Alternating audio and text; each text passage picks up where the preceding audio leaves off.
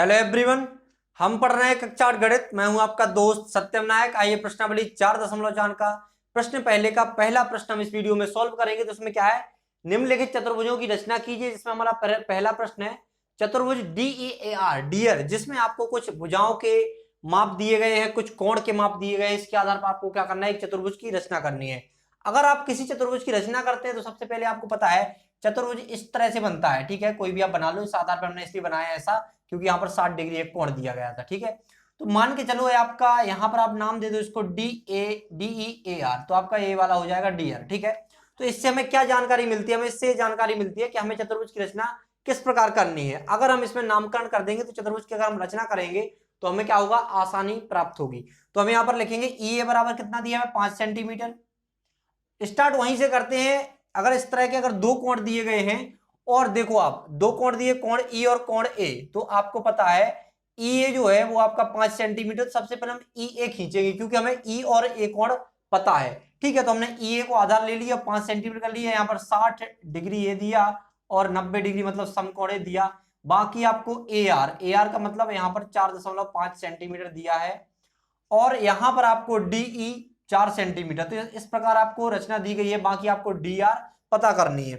तो आइए हम इसकी रचना करते हैं। देखो, समझने के लिए हमने एक चित्र बना लिया DEAR का चतुर्भुज। ठीक है, तो आइए हम रचना करते हैं। अगर प्रश्न को हम हल करेंगे तो सबसे पहले यहां लिखना पड़ेगा हमें हल।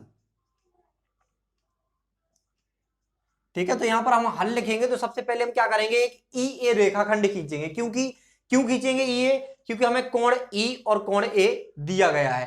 ठीक है, तो यहां से आपको अंदाज लगा लेना है। इसके पहले हम सर्वप्रथम क्या करेंगे, एक रेखाखंड खींचेंगे जिसका माप क्या होगा आपका 5 सेंटीमीटर। कितना होगा, 5 सेंटीमीटर, क्योंकि EA बराबर कितना दिया, 5 सेंटीमीटर।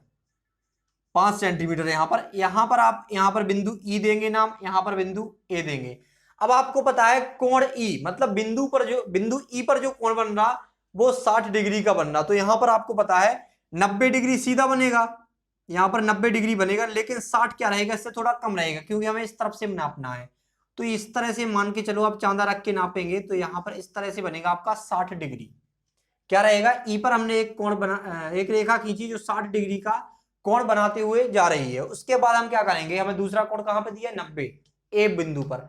तो हम क्या करेंगे, ए बिंदु पर 90 डिग्री का कोण बनाते हुए एक रेखा खींचेंगे। तो यहां पर हमें पता है कि एक चांदा रख के आप देखेंगे 90 डिग्री पर बिल्कुल समकोण आएगा यहां पर। ठीक है, तो यहां पर आपका क्या है, 90 डिग्री।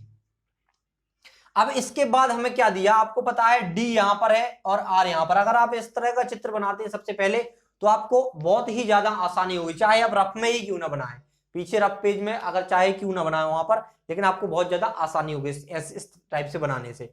तो अगर आप देख रहे होंगे यहां पर आपको दिया है ई बिंदु दिया, तो यहां पर देखो DE दिया है और आपको पता है डी यहां पर है। आपको ये पता है कि डी यहां पर है क्योंकि आपने पहले एक चित्र बना लिया था।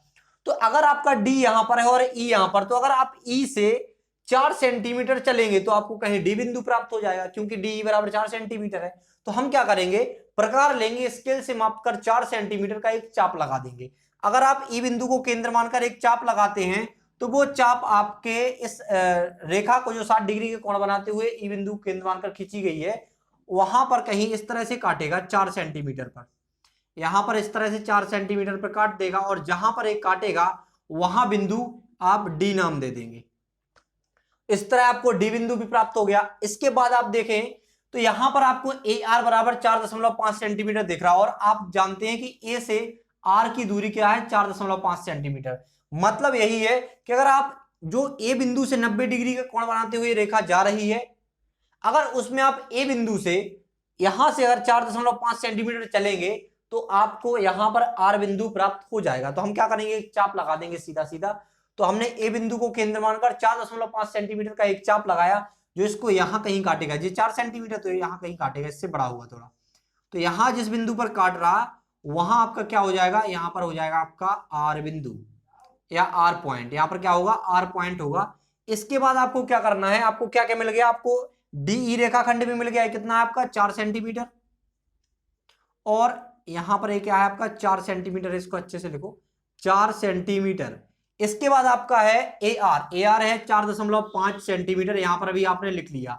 उसके बाद आपको D और R बिंदु प्राप्त हो चुके हैं। इससे आप DR रेखाखंड प्राप्त कर सकते हैं। तो यहां पर आपने क्या किया, डी आर आपने रेखाखंड प्राप्त कर लिया। इससे आपको कौन सा चतुर्भुज, देखो जो एक्स्ट्रा लाइन है वो आप मिटा दीजिए, इससे आपको कौन सा DEAR चतुर्भुज का निर्माण हो गया। इस तरह से आपका ये चतुर्भुज बनना था। अब हमने देखो इसको अनुमान लगाया था कि इस तरह बनेगा, लेकिन इसमें क्या था, ये देखो 4.5 है, थोड़ा बड़ी रहेगी। ये तो हमने काल्पनिक बनाया, रफ कार में लिखना है इसको, ठीक है। तो इस तरह से इससे क्या होता है, हमें रचना करने में आसानी प्राप्त होती है।